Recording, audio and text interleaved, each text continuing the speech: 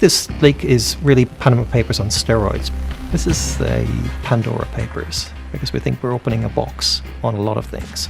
We're looking at about 12 million documents from 14 different service providers. These are law firms, firms that set up secret offshore accounts for people in multiple jurisdictions. The British Virgin Islands, Belize, Samoa.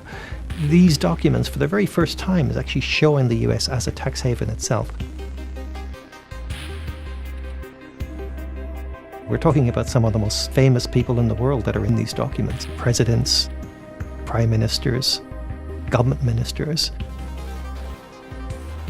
the King of Jordan, a number of very high-profile Russian clients, people that are very close to Vladimir Putin. We're seeing them buying real estate. We're seeing them trading in shares, using offshore companies. They're buying houses, cars, artworks. I guess it mostly demonstrates that the people that could end the secrecy of offshore, could end what's going on, are themselves benefiting from it, so there's no incentive for them to end it.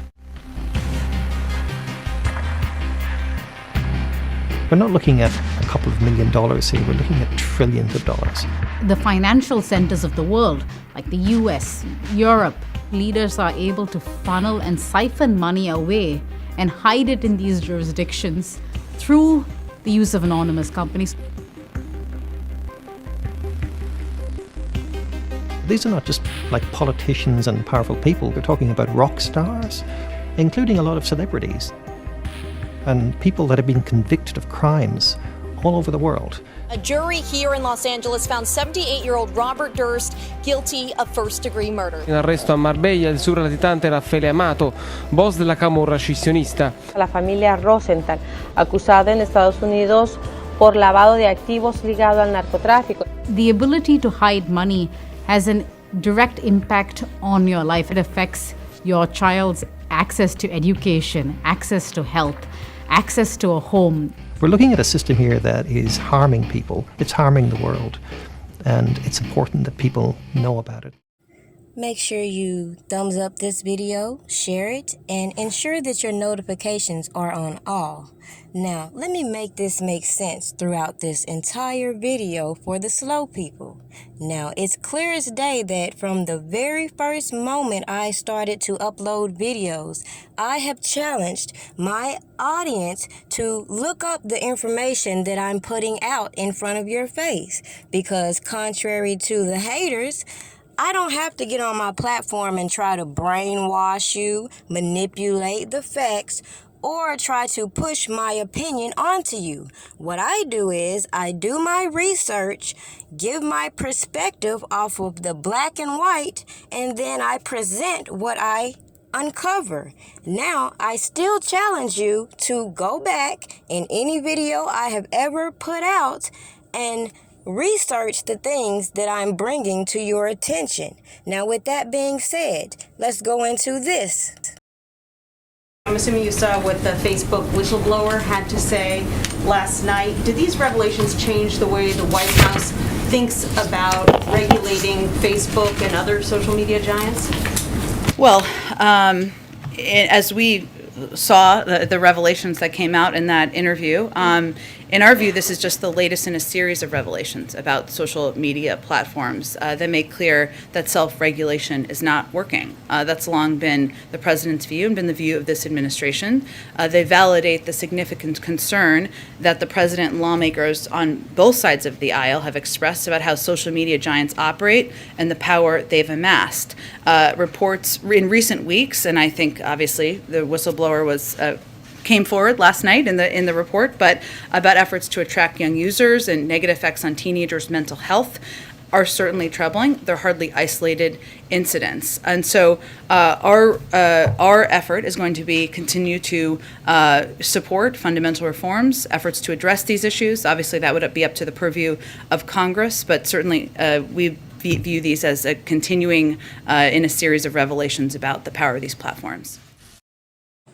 Now, a while back, I informed you all about how Facebook CEOs were at the White House testifying about a variety of things, one including the voter manipulation And the second was privacy violations. So now they're adding in the fact that these people are intentionally putting things out there, putting people at risk just to market and advertise to them. Now, I've also pointed out to you a lot of fraudulent activity that I've witnessed through Facebook from people trying to manipulate Robert Kelly's fans, planting these narratives, and doing the most. Also, it's very ironic how I'm always in Facebook jail. I'm always censored on certain topics, but I could post on other things all day. Isn't that strange? Also, side note, I informed you all about all the back page lawsuits and things like that. So just factor in all these terroristic groups and all these people trafficking women on these platforms. Now it should make a little more sense why the government should govern these apps that are violating all of our rights every time you log on. It doesn't take a genius to see that these platforms keep certain things in the algorithms to keep people emotionally disturbed. So just keep all this in mind as you continue to watch the content and put this piece together. All right, so turning back to one of our top stories now, a former Facebook employee who leaked thousands of documents to journalists is speaking out. She claims to have given the Securities and Exchange Commission thousands of pages of Facebook's internal research. She sat down with Scott Pelley in a new 60 Minutes interview to explain what she witnessed during her time at the company. You have your phone. You might see only 100 pieces of content if you sit and scroll off for, 5 minutes.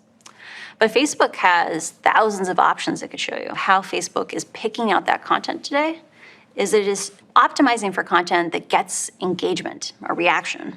But its own research is showing that content that is hateful, that is divisive, that is polarizing, it's easier to inspire people to anger than it is to other emotions. Misinformation, angry content is enticing to people and keeps them on the platform. Yes. Facebook has realized that if they change the algorithm to be safer, people will spend less time on the site, they'll click on less ads, they'll make less money.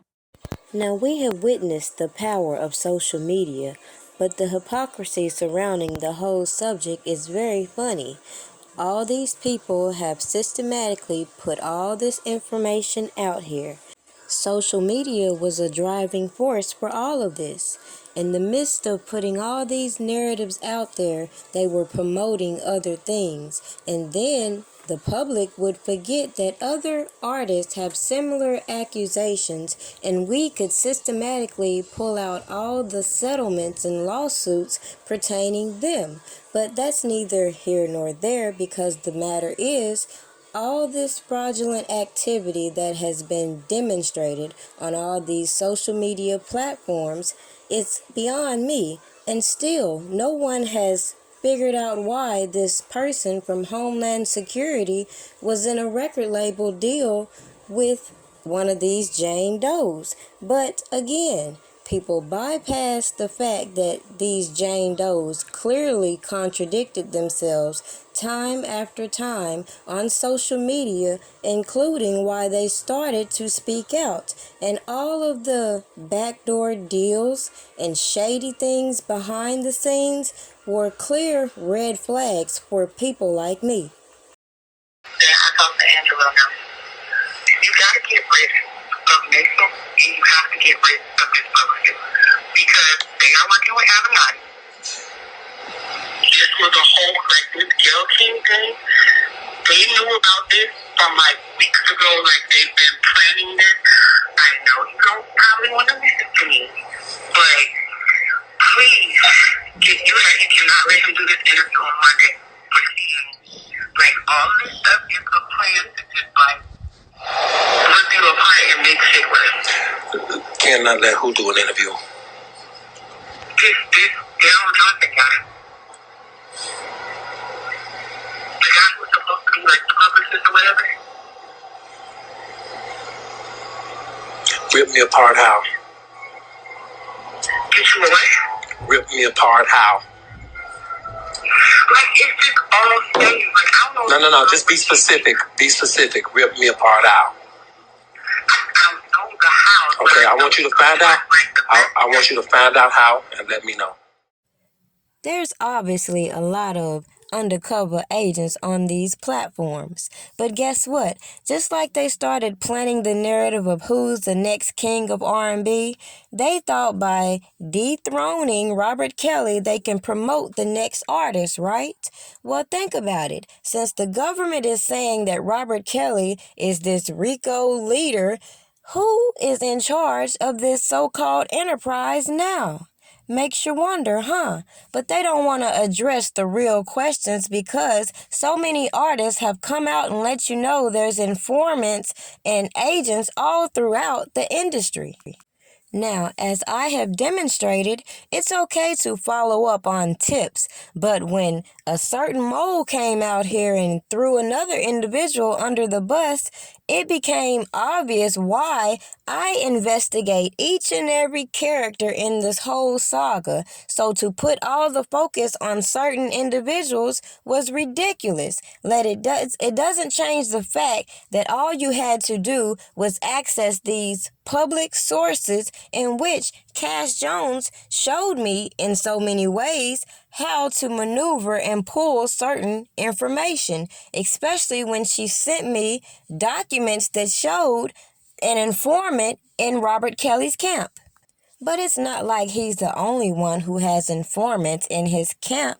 And it's not like these people on these public platforms don't know what's really going on behind the scenes. It's a lot of lawsuits that could be brought out to the public, need I remind you, that's attached to Jeffrey Epstein. And you can go and look it up yourself and find out how his accusers, his survivors, are now taking aim at some of these artists in the industry, including Jay-Z, Weinstein, Lil Wayne, and so many more. But as we try to demonstrate with Robert Kelly, this is only the tip, and you're going to see so much more. So while people sat by and watched all this injustice play out right in their face, you have been bamboozled.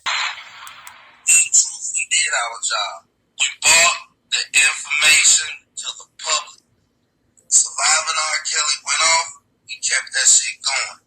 We got bus drivers, we got police officers, we got assistants, we got friends, we got people to lie, we got the storage, we got motherfucking video, audio. Yeah, she called Tamara after I told her. I said, listen, the truth gonna come out, goddammit. You keep on fucking with my daughter, the truth is gonna come out. You need to fucking leave her alone. Wait a minute. Wait, hold on. Back up. So Tamara knows already? Yeah. She know the truth? Hell yeah, I told her. So then I don't understand how they know all of the truth about these people, but they still allowing them to be a part of it. Well, you know why? They spent over $3, $4, $5 million, and it's too late to edit that shit and take them out. That's some crazy shit. Now I can see y'all and y'all daughters, but if you know that, these other girls are being dishonest, my thing is, what makes you think that it's not gonna come out later and then you're gonna look like a damn fool? Exactly.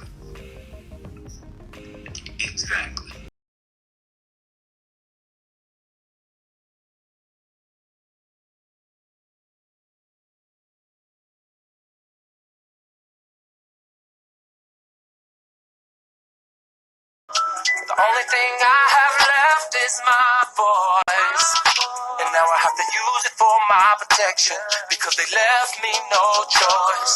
See, my work has nothing to do with my private life, so stay the fuck out of my business and tend to your own damn life. So go ahead, say what you wanna say about who I wanna date, but you won't say that shit to my face, cause you know it ain't shit to say.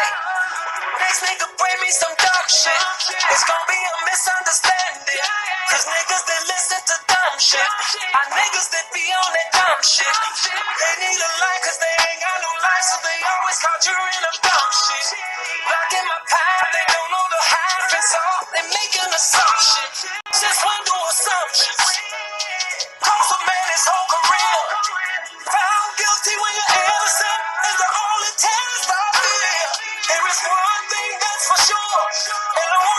this shit clear.